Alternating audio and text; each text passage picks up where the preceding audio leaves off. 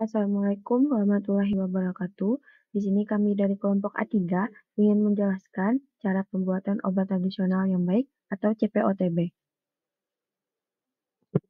yang beranggotakan 10 orang, Helda, Intan, Jihan, Lulu, Marsanda, Mutiara, Nabila, Nadia, Nafa, dan Nasrullah.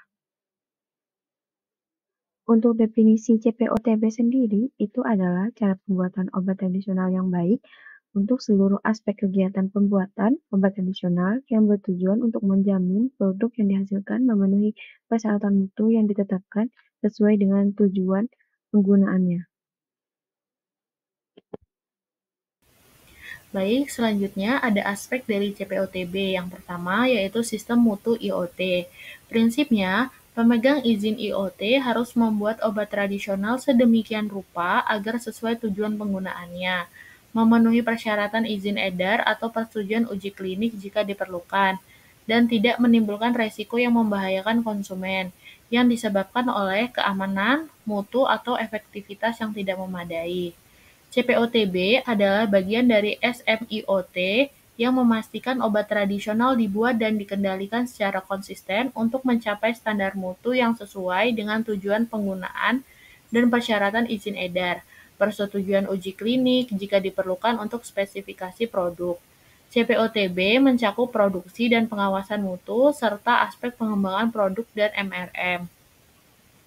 Pengawasan mutu adalah bagian dari CPOTB yang mencakup pengambilan sampel, spesifikasi, dan pengujian, serta mencakup organisasi dokumentasi dan prosedur pelulusan yang memastikan bahwa pengujian yang diperlukan dan relevan telah dilakukan. Bahan tidak boleh diluluskan untuk digunakan dan produk tidak boleh diluluskan atau dijual atau didistribusikan sampai mutu nilainya memenuhi spesifikasi. Selanjutnya ada pengkajian mutu. Pengkajian mutu produk secara berkala hendaklah dilakukan terhadap semua obat tradisional berizin edar, termasuk produk ekspor dengan tujuan untuk membuktikan konsistensi proses, kesesuaian dengan spesifikasi bahan awal, bahan pengemas, dan produk jadi, untuk melihat tren dan mengidentifikasi perbaikan yang diperlukan untuk produk dan proses. Selanjutnya, ada manajemen resiko mutu atau MRM. Manajemen resiko mutu atau MRM adalah suatu proses sistematis untuk melakukan penilaian, pengendalian, komunikasi, dan pengkajian resiko terhadap mutu obat tradisional. Kemudian, yang kedua ada personalia. Prinsipnya, pembuatan obat tradisional yang benar mengandalkan sumber daya manusia sehingga IoT harus bertanggung jawab untuk menyediakan personel yang terkualifikasi dalam jumlah yang memadai dan melaksanakan semua tugas. Personel kunci mencakup kepala produksi, kepala pengawasan mutu, dan kepala pemastian mutu.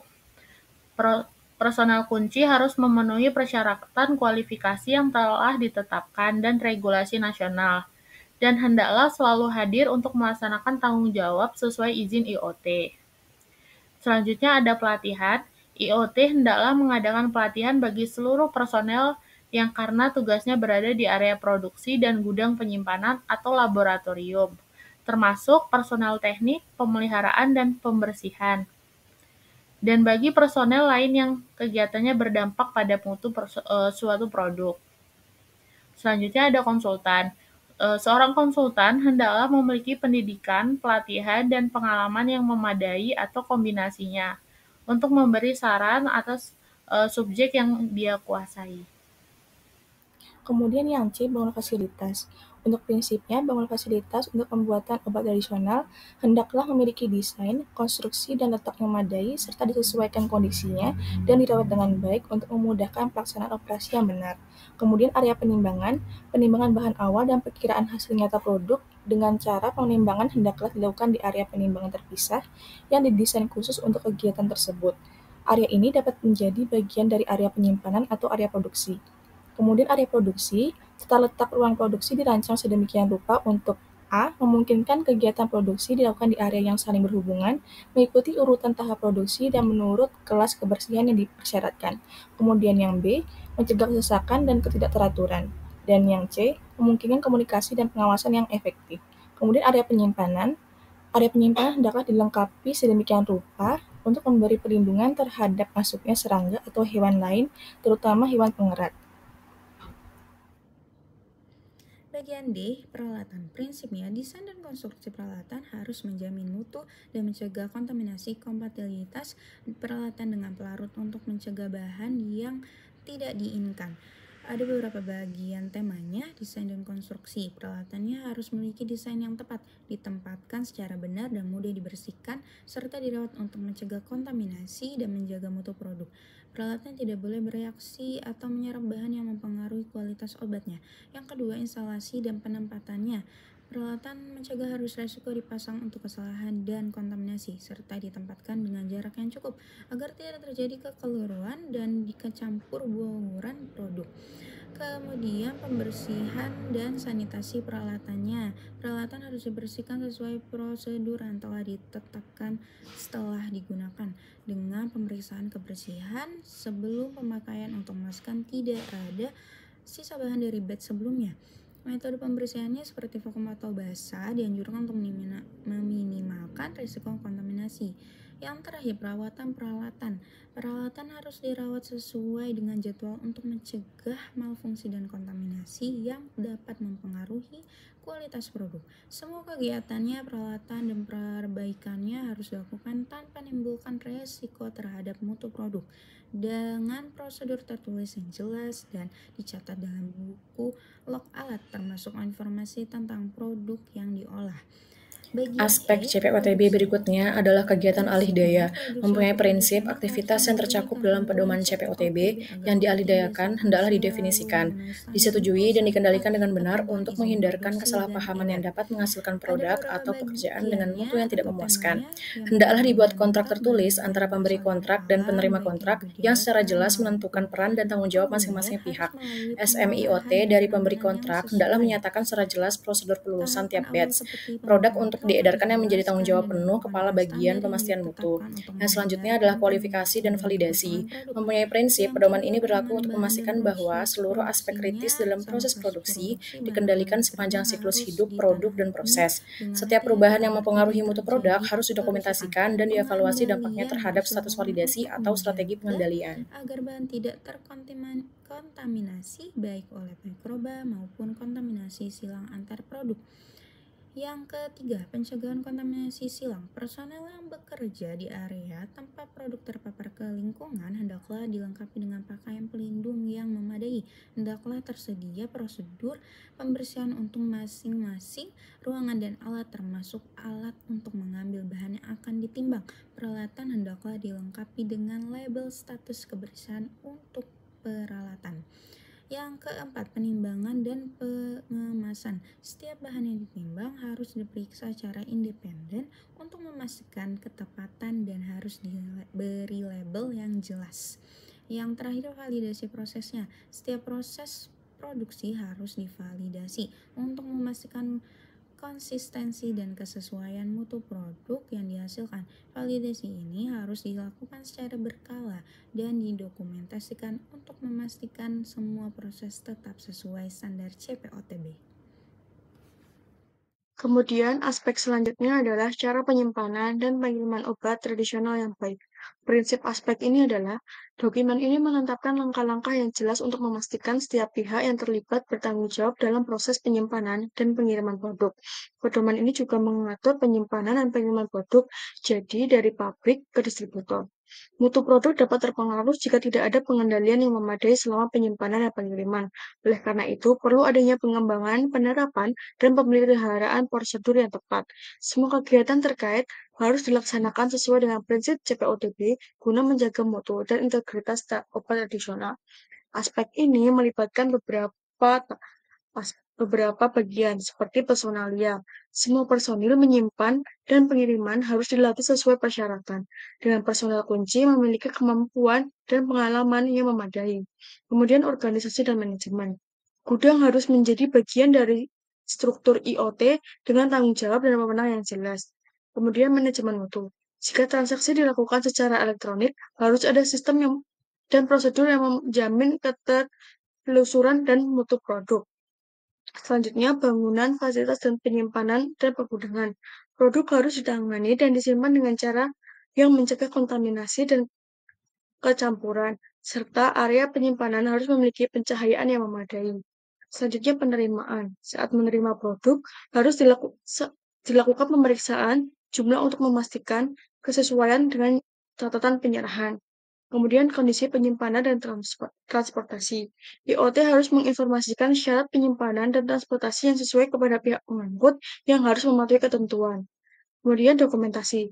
Semua kegiatan terkait penyimpanan dan pengiriman harus didokumentasikan secara tertulis, termasuk penerimaan dan produk.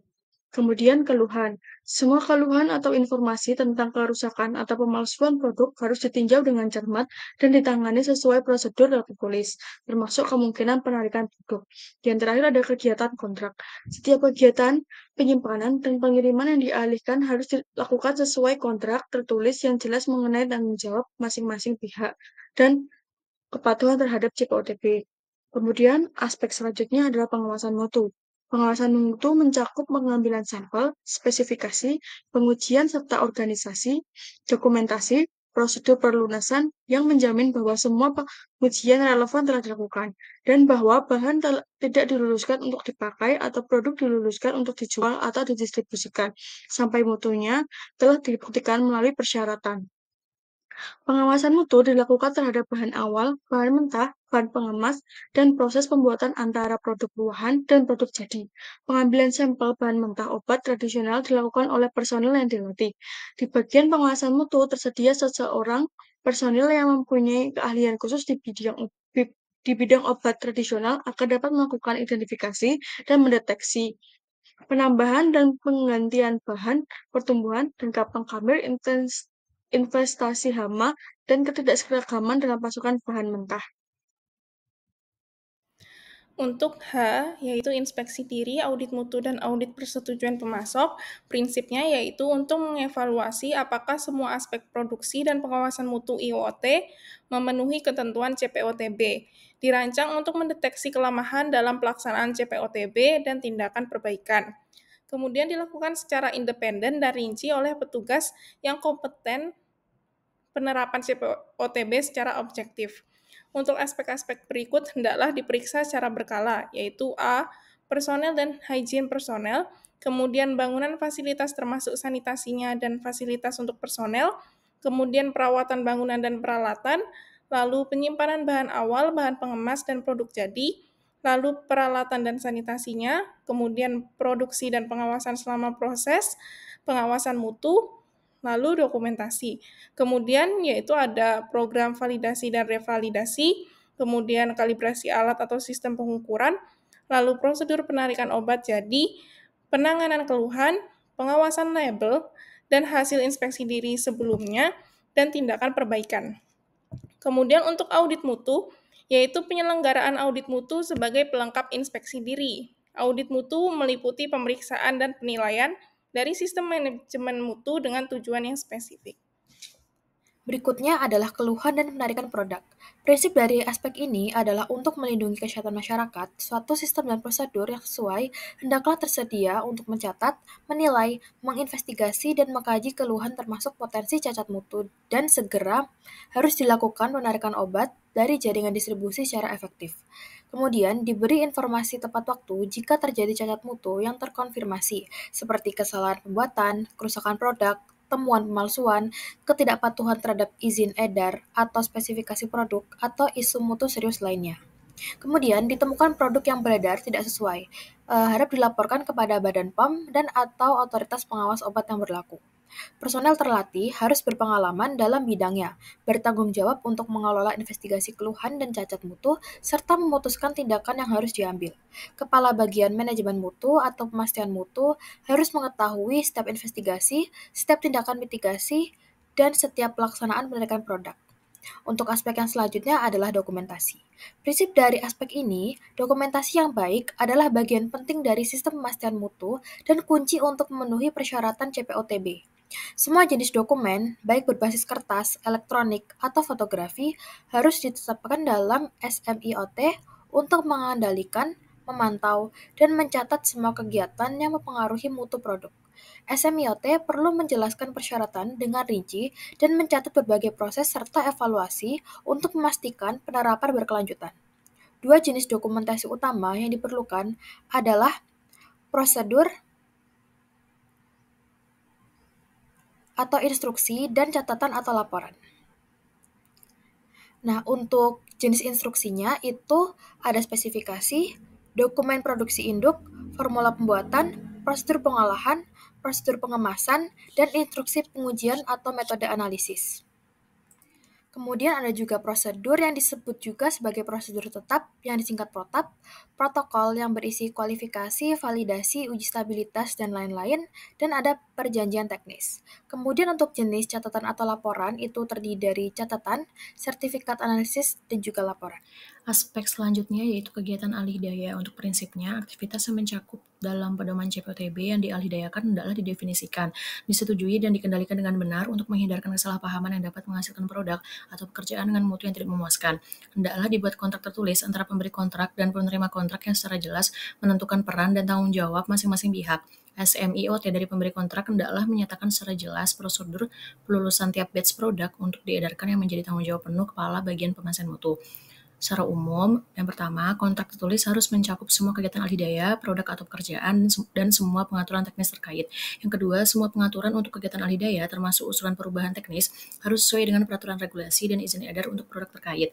Yang ketiga, jika pemegang izin edar dan izin berusaha industri obat tradisional tidak sama, maka pengaturan yang tepat harus dibuat dengan mempertimbangkan prinsip-prinsip yang dijelaskan dalam bab ini dan mengikuti peraturan yang berlaku. Yang terakhir, pembuatan produk alih daya di Indonesia hanya dapat dilakukan oleh IoT yang memiliki sertifikat CPOTB yang diterbitkan oleh Badan POM dan masih berlaku. Pemberi kontrak itu yang pertama, SMIOT. Pemberi kontrak harus mencakup pengawasan dan pengkajian terhadap kegiatan alih daya. Pemberi kontrak bertanggung jawab penuh untuk menjamin adanya proses yang memastikan pengawasan terhadap kegiatan alih daya. Proses ini harus mencakup prinsip MRM, termasuk yang pertama, sebelum kegiatan alih daya dilaksanakan, pemberi kontrak bertanggung jawab untuk menilai legalitas, kesesuaian, dan kompetensi. Yang kedua, pemberi kontrak harus menyediakan semua informasi dan pengetahuan yang diperlukan kepada penerima kontrak untuk melaksanakan pekerjaan yang dialihdayakan sesuai peraturan yang berlaku.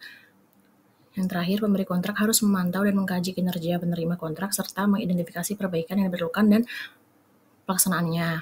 Untuk kepala bagian pemesan mutu, pemberi kontrak harus bertanggung jawab untuk mengkaji dan menilai semua catatan dari hasil terkait kegiatan alih daya dan memastikan bahwa semua produk, bahan yang dikirim oleh penerima kontrak telah diproses sesuai CPOTB dan izin edar.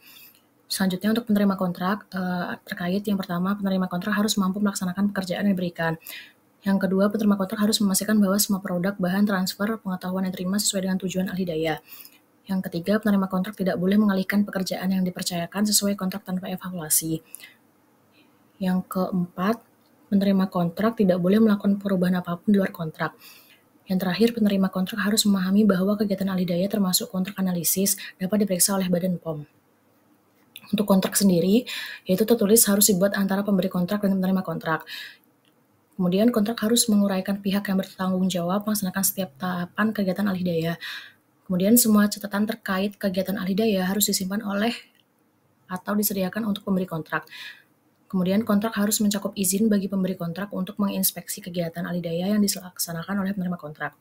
Kemudian aspek selanjutnya yaitu kualifikasi dan validasi. Untuk prinsipnya sendiri, pedoman ini berlaku untuk memastikan bahwa seluruh aspek kritis dalam proses produksi dikendalikan sepanjang siklus hidup produk dan proses. Setiap perubahan yang mempengaruhi mutu produk harus didokumentasikan dan dievaluasi dampaknya terhadap status validasi atau strategi pengendalian. Sistem komputerisasi yang digunakan dalam pembuatan obat tradisional juga harus divalidasi sesuai dengan persyaratan yang berlaku. Selain itu, konsep dari ICH Q8, Q9, Q10, dan Q11 perlu diperhatikan dalam penerapan kualifikasi dan validasi ini. Secara umum, pendekatan manajemen risiko mutu atau MRM harus diterangkan sepanjang siklus hidup produk. Keputusan terkait kualifikasi dan validasi fasilitas, peralatan, serta proses harus berdasarkan penilaian risiko yang terjustifikasi dan terdokumentasi. Validasi retrospektif tidak lagi terima dan data kualifikasi dari luar industri dapat digunakan jika dijustifikasi dengan pengendalian yang memadai.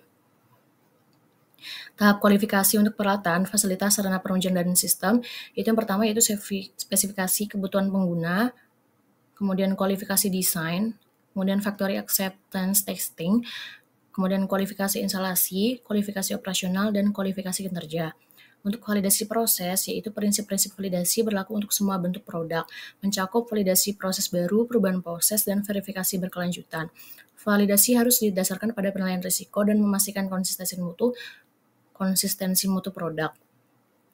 Selanjutnya, validasi metode analisis, yaitu semua metode analisis yang digunakan dalam kualifikasi, validasi, atau pembersihan harus divalidasi dengan batas deteksi dan kuantifikasi yang sesuai. Kemudian validasi pembersihan, yaitu prosedur ini bertujuan untuk memastikan efektivitas pembersihan peralatan yang bersentuhan dengan produk.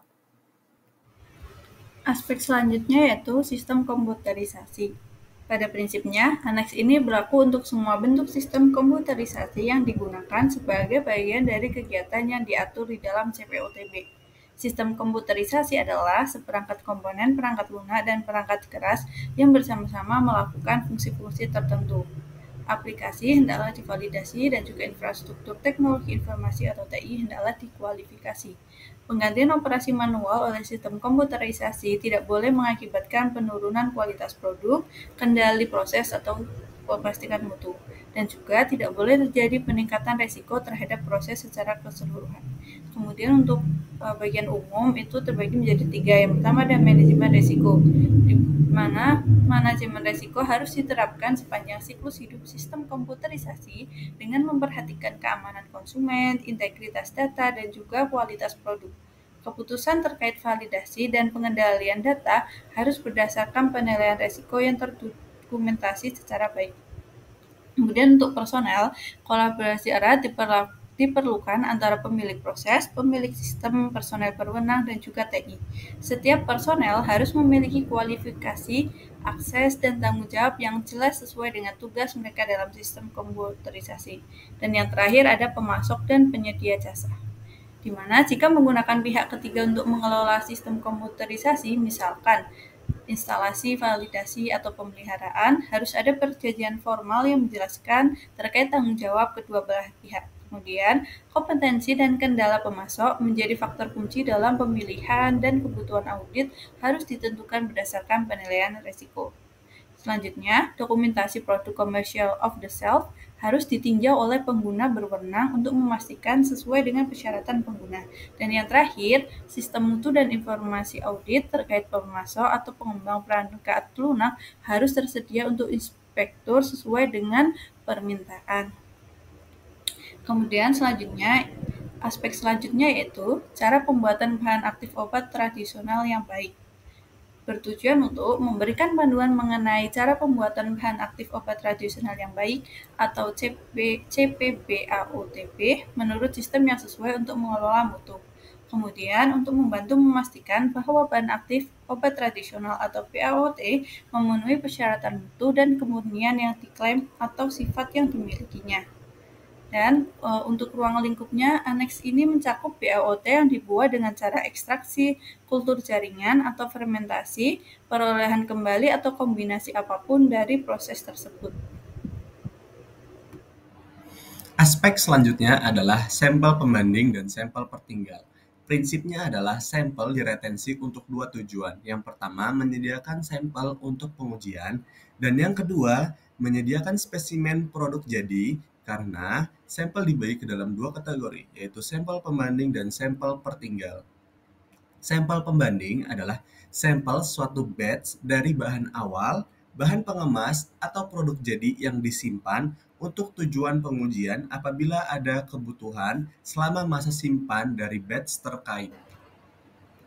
Kalau untuk sampel pertinggal adalah sampel produk jadi dalam kemasan lengkap dari suatu batch disimpan untuk tujuan identifikasi sebagai contoh, tampilan, kemasan, label, brosur, nomor batch, tanggal kadaluarsa, apabila dibutuhkan selama masa edar batch terkait.